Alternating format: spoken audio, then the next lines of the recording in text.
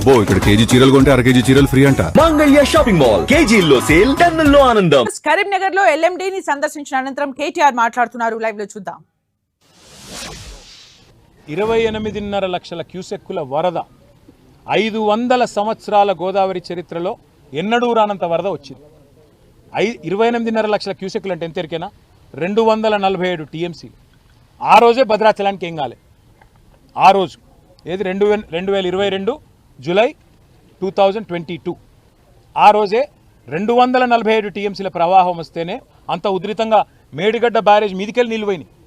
అయినా ఏం కాలే భద్రాచలానికి. ఇలా 9 టీఎంసీల నీళ్ళు పోతే భద్రాచలం కొట్టుకపోతుంది అంటే మెడకాయ మీద తలకాయ ఉన్న నవ్వుతాడా, వింటాడా? దాన్ని నేను అనేది అదే, మీకు అర్థం చేసుకోండి. మీరు ఇంకొక మాట, అదే రిటైర్డ్ ఇంజనీర్లు చెప్పిన మాట ఏంటంటే బ్రదర్, 3 బ్యారేజీలలో కూడా మేడిగడ్డ పక్కన పెట్టిన 2 బ్యారేజీలలో కూడా 3 పంప్ హౌజులు సమాంతరంగా కన్కరెంట్గా సైమల్టేనియస్గా నడిపితే, సమన్వయంతో నడిపితే వెంటనే నీళ్ళు పరిమిత స్థాయిలో అన్న వాళ్ళు ఎండిడిఎల్ కూడా చెప్పిండ్రు ఎంతవరకు నిల్వ ఉంచాలి, ఎట్లా లిఫ్ట్ చేయాలి, చేసి ఎట్లా శ్రీపాదెల్లంపల్లికి తీసుకుపోవాలి.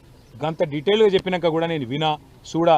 నాకు రిటైర్డ్ ఇంజనీర్లు చెప్తే వాళ్ళని జైల్లో పెడతా, నాకు ఎల్నీనో వస్తుందని వాతావరణ శాస్త్రవేత్తలు చెప్తే వాళ్ళకు బెల్ట్ ట్రీట్మెంట్ ఇస్తా, బీఆర్ఎస్ వాళ్ళు చెప్తే వాళ్ళ రక్తం చూస్తా, బీజేపీ ఎంపీ ఈటెల రాజేందర్ చెప్తే ఆయన బీఆర్ఎస్తో కుమ్మక్కయిండంట.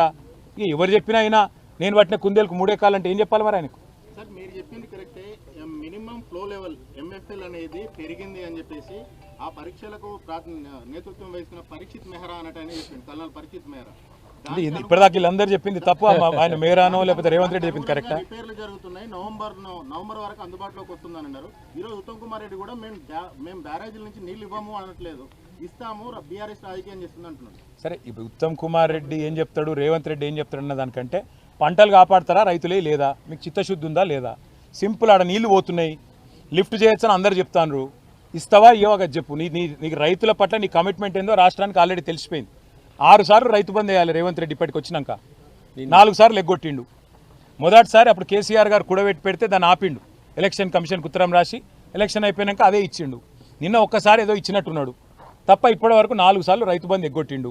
ఇక రైతుల మీద ఆయనకి ఏం ప్రేమ ఉందో అందరికీ ఎరిక. ఇవాళ నేను సిరిసిల్లలో తిరుగుతుంటే రైతులు వచ్చి చెప్తున్నారు, అన్న మోటార్లు కాలిపోతున్నాయి, మాకు ఇదివరకు ఎన్నడూ లేని పరిస్థితి మళ్ళీ వచ్చింది, చెరువులు ఎండిపోయినాయి అంటే ఇవాళ పరిస్థితి ఏంది బ్రదర్ అంటే, వాస్తవం మాట్లాడాలంటే రాష్ట్ర రైతాంగం మొత్తం ఇవాళ ఒక నిరాశాజనకమైన వాతావరణంలో ఉంది. మా భయం మళ్ళీ ఎక్కడ తగ్గిపోయిన ఆత్మహత్యలు మళ్ళీ ఎక్కడ పెడుతాయని మా భయం.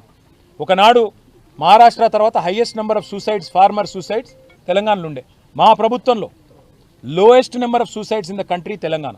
ఇలా మళ్ళీ ఎక్కడ అదే దరిద్రం మళ్ళీ వస్తుందో అని మా భయం. రాజకీయాలు 6 నెలల ముందు మాట్లాడదాం, ప్రజలు ఎవరు కోట్లేస్తే వాళ్ళు గెలుస్తారు. ఇవాళ మేము మాట్లాడుతున్నది ఒక సిస్టమ్, ఒక ప్రాజెక్ట్ ఏదైతే మనం ప్రపంచంలోనే అతిపెద్ద లిఫ్ట్ ఇరిగేషన్ ప్రాజెక్ట్ బీఆర్ఎస్ ప్రభుత్వం 4 ఏళ్లలో కట్టిందో.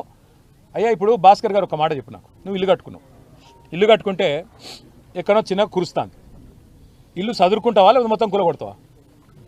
కామన్ సెన్స్ కదా. ఇల్లు కట్టినావు, మంచి మేస్త్రిని పెట్టినావు, ఉరుస్తుంది తర్వాత అయినా సరే ఉరిసింది, ఏం చేస్తావు? ఇల్లు కూడా కొడతావా? మొత్తం బుద్ధున్నోడైతే అలా పోయి ఒక అరలో ఉండి ఇంకో అర మంచిగా చదువుకొని సామాన్లు అన్న షిఫ్ట్ చేసుకొని చదువుకుంటారు. ఈయన ఏం చేస్తాడు? మొత్తం ఇల్లు కూడా కొట్టే చక్కర్లు ఉన్నాడు. మేము రైతులకు అదే చెప్తున్నాం.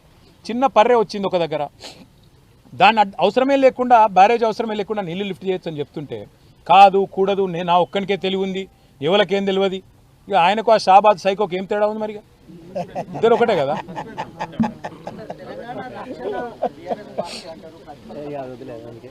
ఇక నేనేమంటున్నా అంటే ఆల్టర్నేట్ ఏముంది?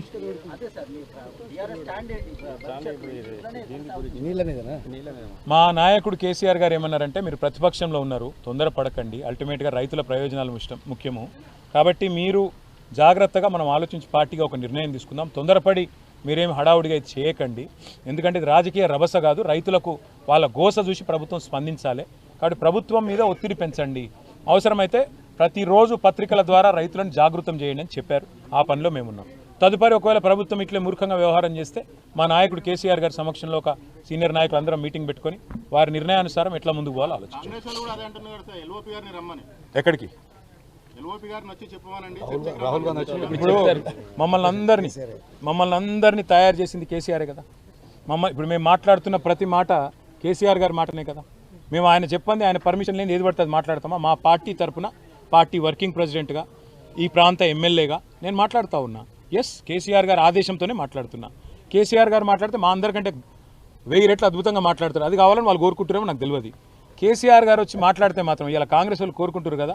కేసీఆర్ గారు వచ్చి వీళ్ళ మోసం కింద ప్రజల భాషలో చెప్తే ఉరికిచ్చి కొడతారు, బట్టలు కూడా తీసి కొడతారు. వాళ్ళకే డేంజర్, మాకేం లేదు. అర్థమైంది కదా? థ్యాంక్ యూ అన్నా. వినబడతలేదు దానిలో డౌట్ ఏముంది బ్రదర్? అది క్లియర్ కదా. ఇప్పుడు గోదావరిలో వరద లేదు అని ముఖ్యమంత్రి అంటున్నారు. మరి గోదావరిలో వరద లేకపోతే ఆంధ్రప్రదేశ్లో లిఫ్టింగ్ ఎట్లా నడుస్తుంది పట్టిసీమ అంటే? మరి గురువు గారికి గురుదక్షిణ కింద ఈ నీళ్ళని నిడిచిపెడితే కిందికి వెళ్ళి ఎత్తిపోసుకుందాం.